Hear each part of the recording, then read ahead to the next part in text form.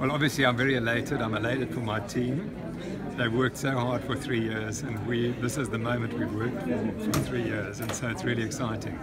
And the fact is that Advocate Adams read 10 rulings, she gave 10 different decisions, and they all were in our favour. So she found us guilty of absolutely nothing. So it was a 100% victory. So that's really exciting. There could not have been a better outcome for us. What has the effect been of this projected hearing on you, on your career, on all the work that you do? What toll has that taken on you? Well, you see, what happened was people tried to demonize me as being some unconventional freak who'd suddenly gone from being one of the best scientists in South Africa to a complete idiot. That was what the story was that people were projecting. And my wife and I decided we weren't going to allow my legacy to get lost because of that, and we would fight it as best we could. And then fortunately Dr. Ramdas and Mike van der Nest came along and offered their services to us for free. And without them, I don't think we would have got this outcome.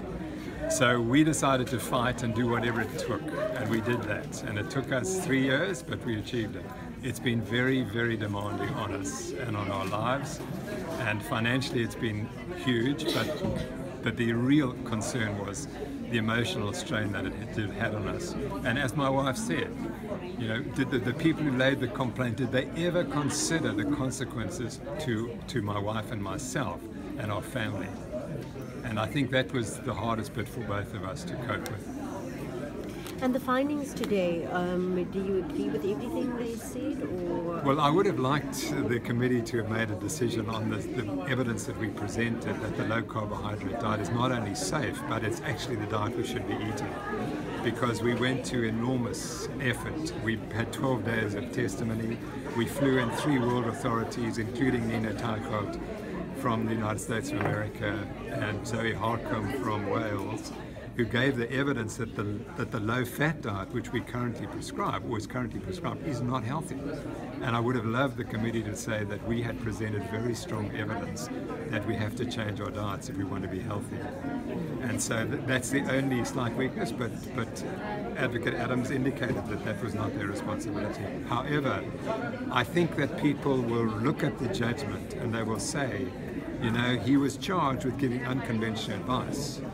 But they never found that. They didn't find that he gave unconventional advice. Therefore, the advice he gave was evidence-based. Therefore, the question becomes, the advice that is currently being given by dietitians across South Africa and by many doctors, could that be unconventional? Because it promotes a low-fat diet, which we prove is not evidence-based. So there's a real big question that the Health Professional Council and all the medical schools in South Africa have to question. Are they teaching the most up-to-date dietary advice? And Advocate Adams raised that question. She said things change with time. And what South Africans have to do now is to question, are we giving everyone in South Africa the best dietary advice or not? Or has the time changed? Time come that we should change it?